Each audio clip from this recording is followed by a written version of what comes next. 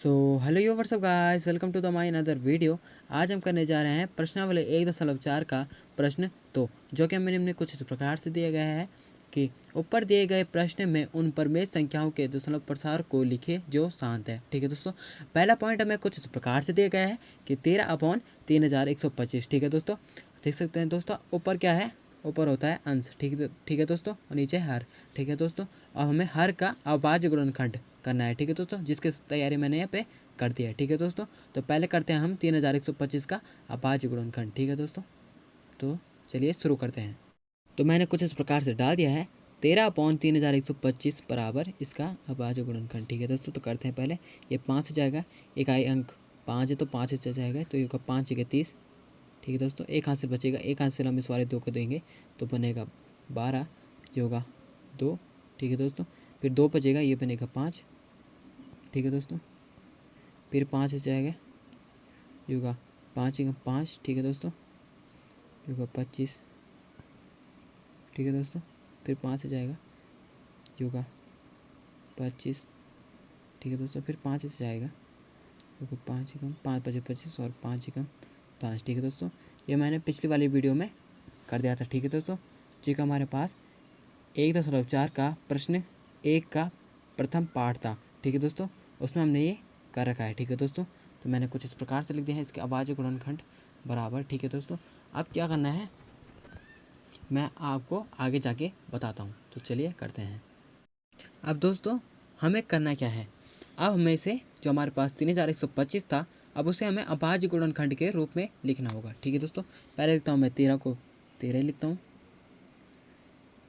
अब लिखता हूँ मैं 3125 को अभाज्य गुणनखंड के रूप में, यानी कि 5 की पावर 5 के रूप में लिखता हूँ। ठीक है दोस्तों, अब इसे हमें 10 बनाना है। ठीक है दोस्तों, अब 10 बनाने से क्या होगा, हमें इसमें भाग नहीं करना होता है। ठीक है दोस्तों, क्योंकि 0 लग जाता है जिसके कारण हमें भाग नहीं करना होता है। तो हमें 5 दूनी 10 करना होगा, 2 से तो करना होगा। ठीक है दोस्तों, तो हम लिखा देते हैं 5 का 5, 5 दूनी 10 होगा, यानी कि 10 की घात 2। दोस्तों अब क्या करना होगा, हमें इसकी समीकरण बैलेंस करने के लिए हमें यहाँ भी 5 की ही घात लगानी होगी। ठीक है दोस्तों, और यहाँ भी हमें आपको ध्यान देने वाली बात है, यहाँ पे भी हमें 2 की ही घात लगानी होगी, वो भी 5 के साथ, जिस कारण से ये समीकरण क्या हो जाएगी, बैलेंस हो जाएगी। तो अब कुछ इस प्रकार से लिखते हैं हम नीचे 13 गुणा 2 की घात 5 और होगा 5 दूनी 10। ठीक है दोस्तों, 5 दूनी 10 होगा और 10 की घात 5 होगा, क्योंकि इधर भी 5 की घात है, इधर भी 5 की घात होगी। 5 दूनी 10 होगा, क्योंकि 10 की घात 5। ठीक है दोस्तों, कुछ इस प्रकार से लिख दिया है। अब 5 की घात ये हमारे पास कुछ इस प्रकार से आया है, 10 आया था। ठीक है दोस्तों, अब क्या करना है, हमें इसे अभाज्य गुणनखंड के रूप में लिखना होगा 2 को, क्योंकि 2 की घात हमारे पास 5 के रूप में थे, तो अब इसे हम अभाज्य गुणनखंड के रूप में लिखते हैं। ये लिखते हैं हमने 2 को 5 बार, 1 2 3 4 और ये होगा 5। ठीक है दोस्तों, ये होगा हमारे पास 13 गुणा, ये होगा 2 एकम 2, 2 दूनी 4, 4 दूनी 8, 8 दूनी 16 और 16 दूनी क्या होगा 32। ये हमारे पास होगा 32। ठीक है दोस्तों, ये 32 लिखा है मैंने, कुछ इस प्रकार से लिखा मैंने 32। दोस्तों मैंने एक हाथ से अपना फ़ोन कैरी कर रखा है, जिस कारण से राइटिंग अच्छी नहीं बन रही होगी, फिर भी आप थोड़ा एडजस्ट कर लेना। ठीक है दोस्तों, अब लिखता हूँ मैं 10 की घात 5। अब इसका गुणा करेंगे तो हमारे पास आएगा 416।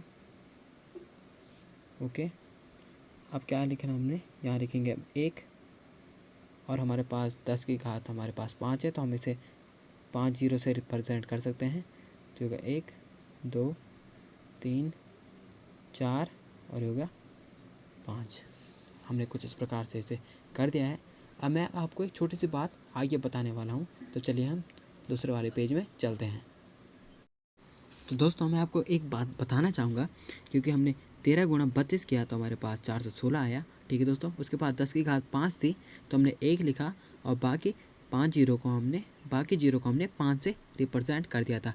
तो 1 2 3 4 5, ये हमारे पास 5 जीरो है, तो इसका मतलब हमें भाग करने की कोई आवश्यकता नहीं है, इसलिए हमें 5 अंक के बाद शून्य लगा देना होगा, ठीक है दोस्तों। और ऊपर, ठीक है दोस्तों, अंश में, ठीक है दोस्तों, अंश में हमारे पास 3 संख्या पहले से ही है, तो ठीक है। पहले दोस्तों हम 2 संख्या और बढ़ा देंगे, तो होगा 1, 2 संख्या हमने बढ़ा दी, 2 जीरो बढ़ा दी, इसका मतलब है, और 4 और 1 6 हमने, यानी कि 416 हमने लिख दिया है, जिसके कारण से 5 हो गई।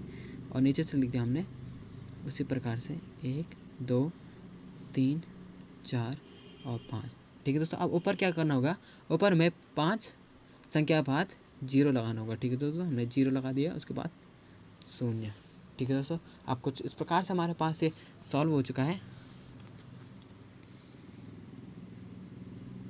सॉल्व हो चुका है। हम लिखेंगे 0.0416, ठीक है, ठीक है दोस्तों, जो कि हमारे पास शांत दशमलव प्रसार के रूप में है, जो कि हमें प्रश्न में दिया गया था, ठीक है दोस्तों। अब मैं डालता हूँ नीचे से डिस्क्रिप्शन।